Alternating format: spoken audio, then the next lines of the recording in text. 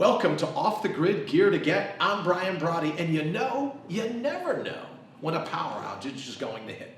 And when it does, you want something to provide emergency backup lighting without the danger of an open flame. That's one of the many reasons I love the Freedom Lantern and why I'm here to review it for you today. This simple tool provides thousands of hours of light while staying cool to the touch.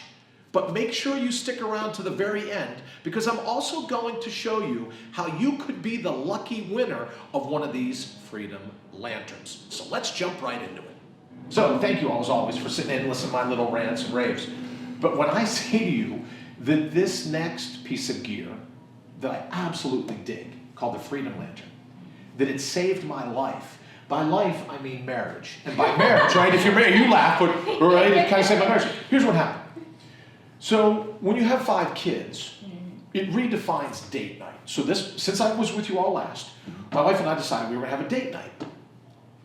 So she, in case she ever sees this, in her omniscience, right, brilliant idea, decides that date night would be painting of one of the kids' rooms.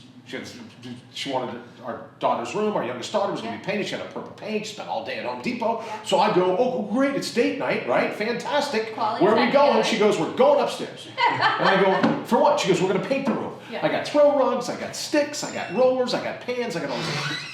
We no sooner sign off on, all right, and just like having dinner delivered in and there's some champagne. So we're going to make an evening out of it, right? So I'm thinking, oh, champagne.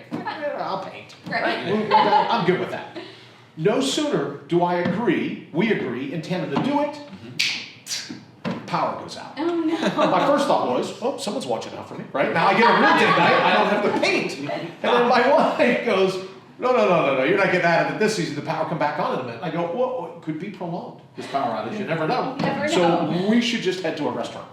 So she said, no, I really want to get this painting done, and it's supposed to rain over the weekend. So I said, well, I do have a couple things that we could try, and that's why I say the Freedom Lantern saved my life and my marriage, because I have 2 of them, right? We charged them with the USB, and I wasn't going to win a Rembrandt award, but using that and another light that I'm going to show you here in a little bit allowed us to get to the point where we could paint, and we had to move it in different sections of the wall, but I could at least see that it was purple. I could see to run the tape, right? Because with the purple blend into the white. So that's why I say that the Freedom Lantern really saved my life, and at least my date night that night. So then it made me think, for other folks, what kind of emergency situation, right? Like a wife that wants to paint and you're trying to get out of it. What other type of life-threatening emergency situations could you imagine where the ability to have a light could make all the difference in the world? And there's no weight to it, feel that.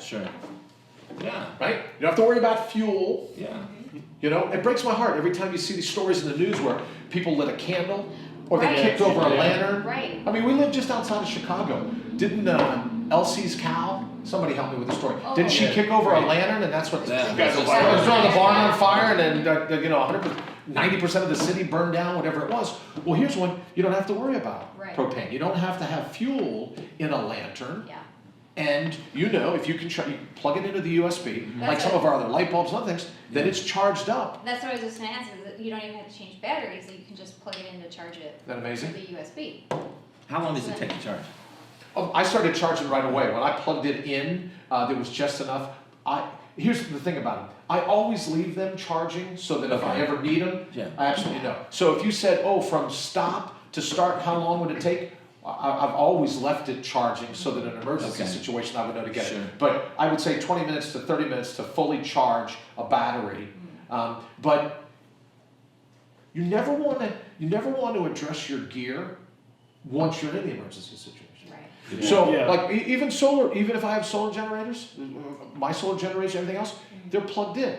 Because I'm going to freeload off the electric company. I'm going to use the USB to make sure all my stuff is charged because in an emergency situation, right? Kind of like, if you think a storm's coming, that's why you fill the bathtub full of water, right? Because if the power gets knocked out and the pump doesn't work, you can at least drink. So I always like to keep all my gear charged, or my first aid kits filled and up to date, my prescriptions filled and up to date, because in an emergency situation, That's not the time to say, oh, let me run to Walgreens and make sure my medications, my scripts are right up. Right. Let me make sure my gear is all charged. Yeah. So I would just leave it plugged in. Yeah. And the nice thing about this is you can, any place that allows a USB charger, like I have a little box, the little boxes that you plug in, but you could charge this off, like the briefcase backup is another great way, you have those USB ports, you could charge it off of that, Yeah. and in an emergency situation, you can have your briefcase backup, plug this thing in, and it'll run indefinitely, right? Because if it's plugged in, it will continue to go.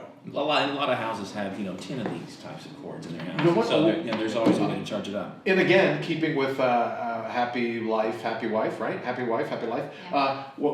You should see, because this morning I pulled in, and just how bad can you really be pulling up in a minivan? Right? Everyone else is in the parking lot in trucks, and I pull up in a minivan. But minivans now come with these things, so you could even charge it. Right, if you needed to, you're stuck alongside of the road, you're fumbling through your purse looking for whatever, you could charge this right in a minivan. Well, and not only that, I was just thinking while you were talking about the minivan, because they do have this, and because this is dimmable, Yeah. if you're on an overnight trip with the kids and they want to read a book or something like that, you could just have this very dim in the back Good seat, point. so it doesn't distract the Good driver, point. but it's Good something point. to keep Because it's them tough, as you know, occupied. about distracting a driver. If they put that night light on in the Exactly. back, and you're trying to look through, Yeah. right? And you can't see headlights if you're looking through that Yeah. back. So that's a very That's That's the a very weakness of a valid lot point. of emergency lights is that they're really strong. They're all and there's no dim switch on it. But this one, that's a good dim switch. And like I said, it was enough to paint, right? We had to move it every few feet, but it was enough for us to still have fun, Yeah. and we weren't in the dark. And an hour later, the power came back on. But it made me think of all the other emergency situations. Like I can hear my wife going, having to spend the night with me is an emergency situation. But you know what I'm saying? All the other emergency situations that you may have, and it doesn't require fuel, so you don't have to worry about your cows kicking it over. Your kids, cows, kids. Yeah. Tomato, tomato. Now, will it hold a charge? Like you said, can you charge it and then a month later when you need it, will it still be charged? Here's the only thing. Yes, but I never trust a battery to hold a charge that long, right? Because it's like the old days when you run and you get your flashlight out. Well, you put batteries in a month ago, and then there's stuff is caked all over them, or the power's not. I never, in an emergency situation, I never like to chance it. So, like when you change the batteries in the smoke detectors, each week I have one main flashlight that we always use. Each week I rotate those batteries out into another flashlight, so that I know they're at least going to be fresh. And one of the other flashlights that I have is charged from the briefcase backup. Okay. It charges in the cigarette lighter. I drop it in a little holder so I know that that's always that's always charged. But any battery will lose its charge over time, so I like to keep it. Just like here's another thing. I said this on Good Morning America. People go, "What's the number one tip if you're going to drive across the country? What's the number one survival tip?" And I said, "Never let your car get below half a tank." And people are like, "Well, why?" Yeah. Well, sometimes there's signs saying next fuel depot, mostly out west, Right. next fuel 100, 150, 200 miles. But just because you are going to go on a road trip doesn't mean you're always going to be able to find fuel. Suppose you pull up. I've been at pumps before that don't accept credit cards. Oh. And if you don't have any cash, right, you're out west, you don't accept pumps, or power's out, not accept a credit card. Oh, don't worry, the credit card will be good. Copy down my number, you can run it tomorrow. We're not going to give you a full tank of gas. So the number one survival tip of being in a vehicle, especially, like my wife says all the time, whenever the kids are in the car, you drive like a grandparent. Right? Because I got some pretty valuable cargo. But the other thing is, I always make sure that I have at least a half a tank of gas. And in some older cars in the wintertime, your fuel lines will freeze. Oh. Or you get all that gunk. You don't know where, if you travel a lot, always getting gas. You don't know what they blend it with. Yeah. So I like to keep, to your point of keeping the batteries topped off, I like to keep gas in it as well. And then remembering too that if you ever broke down alongside the road, you always want to crack the rear windows, because if you leave the engine running and there's any puncture along the exhaust system, Oh. Yeah. you never wake up, right?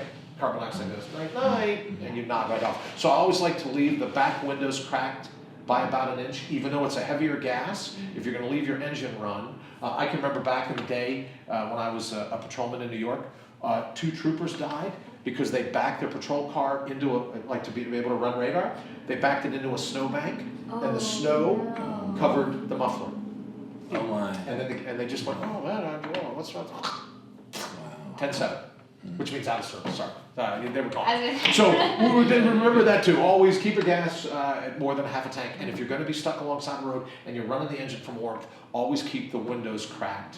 I like it in the back just because you never can tell through your exhaust system. Even if you've taken a small little puncture, that gas can seep up through the car, and you don't want to. Right. You just don't want to mess with that. Right. When you were painting with this, did this ever get hot? I mean, does it warm up so that it's? No, I wasn't able to make s'mores. That would have been cool, right? Just Yeah. make a s'more. But no, I didn't. Well, So let me like say this: your I was kids never could- worried about it. Yeah, that's right. a big deal. Yeah. So I mean, like kids could run in Yeah. there, and it's never Yeah, gonna. I've got an 18-month-old in my house. So that's a big deal for parents of small ones. That's a great point. Yeah. And then so Hannah, try this for me. Want to see something really cool? Yeah. Like Finland? Go ahead and blow on. Like imagine you were blowing a flame out, but just blow into it. Came on, didn't it? It did. Now go ahead and blow it out for me. So it really is like a candle or a lantern Yeah. without the risk of young pyromaniacs running around trying to burn the house down, right? Right. So, but I thought that was pretty cool that they even thought to make it so you could blow it on and blow it off. Mm-hmm. And then if nothing else, as you say, with an 18-month-old, Oh, yeah. with little kids, they're constantly going, oh yeah, let me try. Right. That's another, I thought just a little cool aside. Okay. But that's the Freedom Lantern. It's great. Awesome. Great piece of gear. So, enough education already. Now it's time for the good part. You want to know how you can win a Freedom Lantern, right? As always, if I test it, I keep it. This contest isn't going to last that long, but there's still time for you to sign up to win the second lantern they have waiting just for you. Now, follow the simple steps below. The Freedom Lantern provides peace of mind when the power goes out and we need to keep the lights on. And you could win one by completing all the steps below. Once again, I'm Brian Brody with Off the Grid Gear to Get, and I'm looking forward to seeing you next time.